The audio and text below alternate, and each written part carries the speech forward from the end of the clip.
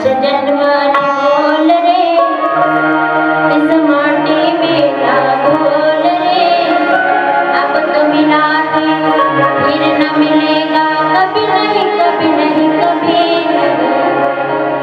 माणूस जन्म आपल्याला साधारण म्हणून मिळाला नाही, आपण यासाठी खूप जीवनामध्ये भोगलं। केव्हापासून जेव्हा सृष्टी निर्माण झाली तेव्हापासून असंख्य 84 लाख योनीतून आपण फिरून हे शेवटचा जन्म आपल्याला मानवाचा मिळालेला आहे। कशामुळे मिळाला? अर्ध पाप एकीकडे राहिलं, अर्ध पुण्य, दोन्ही समान। पाप आणि पुण्य ज्या वेळेस समान होतं त्यावेळेस मनुष्य जन्म प्राप्त होतो।